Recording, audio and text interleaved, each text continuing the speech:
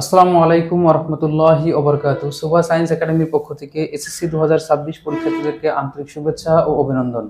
আজকে আমি আলোচনা করব পদার্থবিজ্ঞান তৃতীয় অধ্যায়ের বল নিয়ে। তো এই অধ্যায়ের কপিকল বিষয়ে আলোচনা করব। যে কপিকলের যে অঙ্কগুলো বা ম্যাথগুলো আছে সেই ম্যাথগুলো আমরা কিভাবে সলভ করব সেই বিষয়ে কিন্তু আজকে আমি আলোচনা করার চেষ্টা করব। তো দেখো, কপিকলের ক্ষেত্রে কয়েকটি টাইপ আমরা যদি জানি তাহলে কিন্তু কপিকলের সমস্ত ম্যাথ আমরা করতে পারবো। যে কোনো টাইপের কপিকলের মানে যে কোনো স্তরের ম্যাথ আমাদের দেখ না কেন আমরা কিন্তু করতে পারবো। আমরা আজকে যে আলোচনা করব সেটা হচ্ছে কপিকল। এই কপিকলের ক্ষেত্রে কয়েকটি টাইপ যদি আমরা জানতে পারি তাহলে কিন্তু কপিকলের সমস্ত ম্যাথ আমরা করতে পারবো। তো টাইপ নাম্বার হচ্ছে 1। আজকে আমরা টাইপটা করাবো কত? 1। টাইপ হচ্ছে 1। আচ্ছা, 1 নম্বর টাইপটা হচ্ছে, দেখো তোমাকে বললো যে এখানে একটা m ভরের বস্তু আছে। কি ভরের বস্তু আছে? যে m1 ভরের একটা বস্তু আছে। এখান থেকে এটা যদি একটা টেবিল হয়, তো এই টেবিলের উপর এই m ভরের বস্তুটি এখানে মনে করো ঝুলন্ত অবস্থায় আরেকটা বস্তু আছে। এই বস্তুটা হচ্ছে m2 ভরের। তো দেখো, এটা একটা টেবিলের উপরে একটা m ভরের একটা বস্তু আছে, আর একটা বস্তু ঝুলন্ত অবস্থায় m2 ভরের বস্তু একটা ঝুলন্ত অবস্থায় আছে। তো দেখো, এই ঝুলন্ত অবস্থায় যে বস্তুটি আছে সেই বস্তুটা কিন্তু তার ওজনের সমপরিমাণ নিচের দিকে কি করতেছে? বল দিচ্ছে। তার মানে এই যে এই m ভরের বস্তুটি যে তার ওজন আছে সেই ওজনের সমপরিমাণ বলটা কি করতেছে? নিচের দিকে দিচ্ছে। এখন দেখো, এম ভরের বস্তুটি যে ডাব্লু পরিমাণ বল বা ওজন সমপরিমাণ বল যে নিচের দিকে দিচ্ছে, আর এখানে যে এম ভরের একটা বস্তু আছে এই বস্তুর জন্য এখানে কিন্তু সুতার টান একটা কি দিচ্ছে? বাধা দিচ্ছে। তো এই সুতার টানটা কিন্তু উপরের দিকে কাজ করতেছে। সুতার টানকে আমরা কি ধরলাম? টি ধরলাম, যে এখানে টি পরিমাণ সুতার টান কাজ করতেছে। এখন এখানে যদি ঘর্ষণ বল থাকে না, কি থাকবে না? ঘর্ষণ বল বিহীন, মানে এখানে কোনো ঘর্ষণ বল কাজ করতেছে না। তো ঘর্ষণ বল যখন কাজ করবে না তখন কি হবে? তো এইখানে দেখো, এম ভরের বস্তুটি যখন ছোট হবে, যখন এম ভরের বস্তুটি কি হবে? m1 এর ভরের বস্তুটি থেকে m2 ভরের বস্তুটি কি হবে? বড় হবে। মানে এই ঝুলন্ত বস্তুটি যদি m1 বস্তুর থেকে বড় হয় তাহলে দেখো এ যত ওজন, মানে যত ওজন থাকবে এর m2 বস্তুটির, তত পরিমাণ বল কিন্তু নিচের দিকে সে দিবে। এবং এখানে সুতার টান এই যে যতটুকু বল দিচ্ছে সেই বলটা কি দিবে? বাধা দিবে। এই বস্তুটির যত পরিমাণ টান দিচ্ছে সেটা কি করবে? বাধা দিবে, মানে একটা লব্ধি বল কাজ করবে। তো দেখো, এইখানে যদি ঘর্ষণ বল না থাকে এবং m2 ভরের বস্তুটি যদি ওজনটা বেশি হয় তাহলে আমরা m2 ভরের বস্তুর জন্য কি লিখতে পারি? m2 ভরের জন্য তো এখানে m1 ভরের বস্তুটি m2 ভরের বস্তুর থেকে ছোট, মানে কম, সেই তুলনায় আমরা কি লিখতে পারি? দেখো, m2 ভরের বস্তুটি যে ওজনের সমপরিমাণ বল নিচের দিকে ক্রিয়া করবে, আর এখানে যে সুতার টান টিটা আছে এটা কিন্তু তার থেকে কম হবে, তাহলে আমরা লিখতে পারি যে m2g। কেন জি? কেন এর জায়গায় আমরা কি লিখতে পারি? জি লিখতে পারি, কারণ এটা হচ্ছে কি উচ্চতার ক্ষেত্রে আমরা জি লিখতে পারি। তাহলে আমরা কি লিখতে পারি? যে m2g মাইনাস হচ্ছে টি ইকুয়াল টু হচ্ছে m2a। মানে এটা হচ্ছে কি? এখানে এটা হচ্ছে এই সিস্টেমের ত্বরণ। আমরা এখানে এটাকে ধরে নিছি যে এই সিস্টেমের ত্বরণ।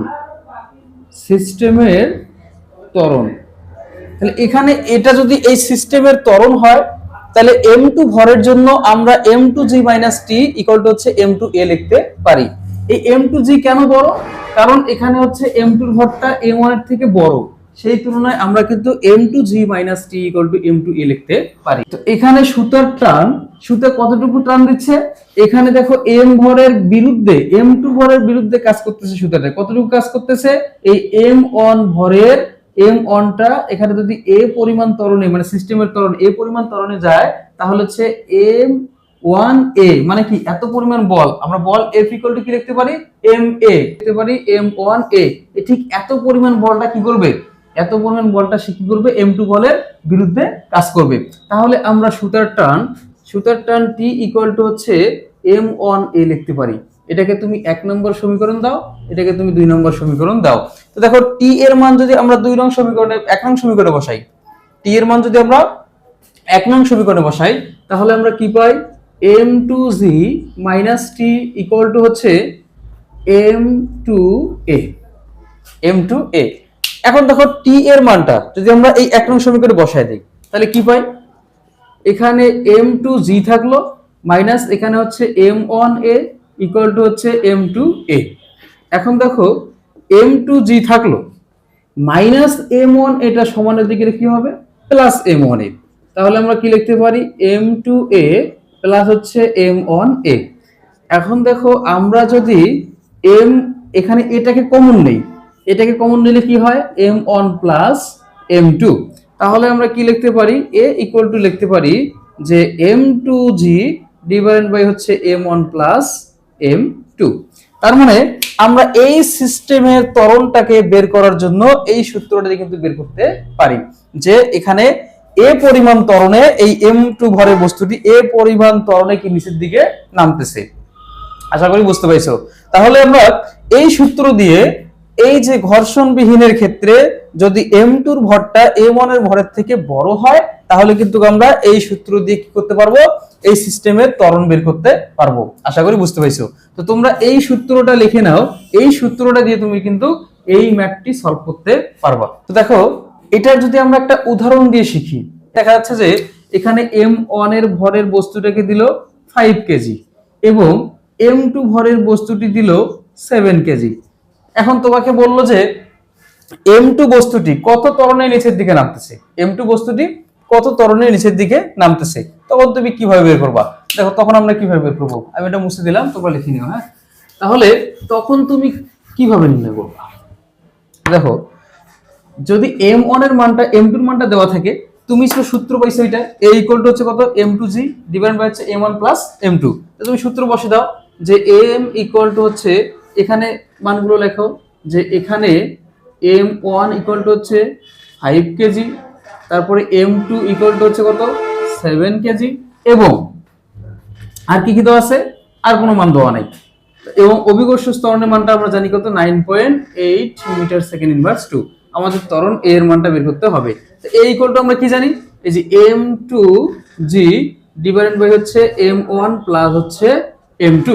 তাহলে মানগুলো যদি আমরা বসে দেই, m2 এর মানটা হচ্ছে কত 7 গুণন হচ্ছে 9.8, m1 এর মানটা হচ্ছে কত 5 প্লাস হচ্ছে 7, ক্যালকুলেশন করলে আমরা কি পাই, 5.717 মিটার সেকেন্ড ইনভার্স 2। এই যে এইভাবে আমরা এই সিস্টেমের ত্বরণটা বের করতে পারবো। আশা করি বুঝতে পাইছো। এখন দেখো যদি ঘর্ষণ বল দেওয়া থাকে, ঘর্ষণ বল দেওয়া থাকে, এটা তোমরা লিখে নাও টাইপ 2। এখন লিখে নাও যে টাইপ 2। টাইপ 1 হচ্ছে কি, দেখো যদি ঘর্ষণ বল দেওয়া না থাকে এবং m1 ভরের বস্তুটি ঝুলন্ত ভরের বস্তুটির থেকে যদি ভরের থেকে কম হয়, তখন কিন্তু আমরা এই সূত্র দিয়ে ম্যাথটা করব।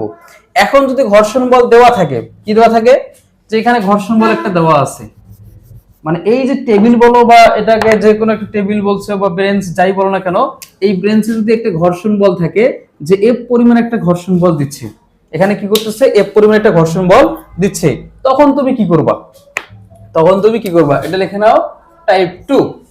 দেখো টাইপ 2 তুমি লিখে নাও, টাইপ 2 এর ক্ষেত্রে আমরা কি করব।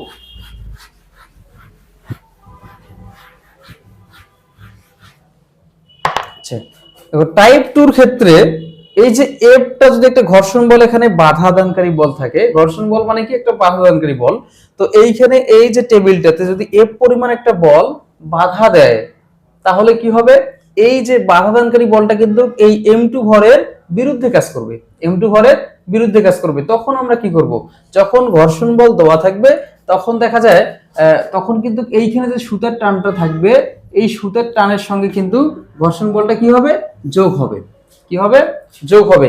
তাহলে আমরা কি লিখতে পারি, তাহলে আমরা লিখতে পারি, দেখো এই যে m2 ভরের বস্তুটি যেহেতু বড়, যেহেতু m2 ভরের বস্তুটির থেকে কি ছোট, সেই ক্ষেত্রে আমরা কি লিখতে পারি যে m2g মাইনাস হচ্ছে এখানে ঘর্ষণ বল একটা কাজ করবে এবং সুতার টান একটা কাজ করবে, সুতার টান এবং ঘর্ষণ বল এই দুইটা বলেই কিন্তু এই m2 ভরের বস্তুটির বিরুদ্ধে কাজ করবে, বিরুদ্ধে উপরের দিকে কি করবে, কাজ করবে। এই বস্তুটা ওর ওজনের সমপরিমাণ নিচের দিকে কাজ করবে, আর এখানে ঘর্ষণ বলটা সেই কাজকে কি করবে, ত্বরান্বিত করবে বা বাধা দিবে, এবং সুতার টানটাও কি করবে, বাধা দিবে।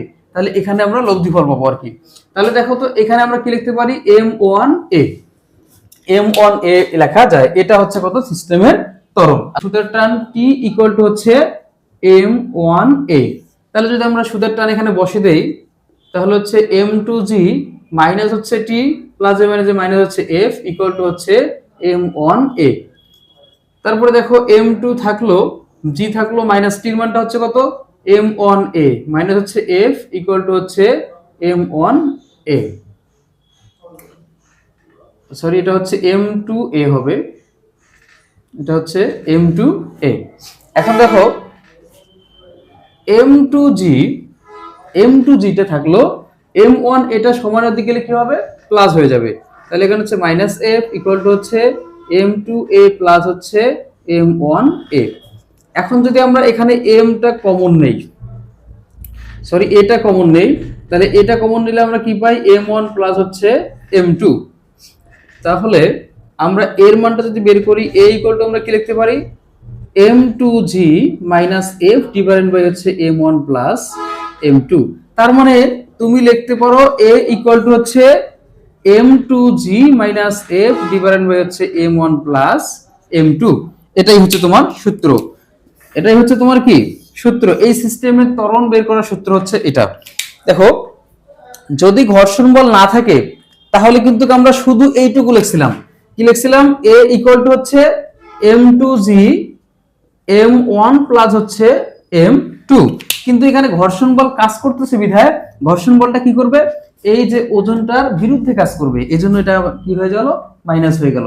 যখন ঘর্ষণ বল দেওয়া থাকবে তখন তুমি শুধু ঘর্ষণ বলটা এখানে মাইনাস করে দিবা, তাহলে কিন্তু অ্যানসারটা পেয়ে যাবা। যে এখন তোমাকে যদি বলে যে M2 ভরের বস্তুটি কত ত্বরণের নিচের দিকে নামবে, তখন তুমি এই সূত্র দিয়ে ত্বরণের মানটা বের করতে পারবা। আশা করি বুঝতে পাইছো। তো কফিকলের এই ম্যাথগুলোর ক্ষেত্রে তুমি দেখা যাচ্ছে কি করবা, ঘর্ষণ বল দেওয়া থাকলে তুমি এই সূত্র ইউজ করে এই সিস্টেমের ত্বরণের মান তুমি বের করতে পারবা। আর ঘর্ষণ বল যখন দেওয়া থাকবে না তখন তুমি এই সূত্র দিয়ে এই সিস্টেমের ত্বরণের মান বের করতে পারবা। আশা করি বুঝতে পাইছো। তো এইভাবে কিন্তু কফিকলের তুমি এই টাইপের ম্যাথগুলো করতে পারবা। তো সকলের সুস্বাস্থ্য কামনা করে আজকের এই ক্লাস এখানে সমাপ্ত ঘোষণা করছি। আল্লাহ হাফেজ।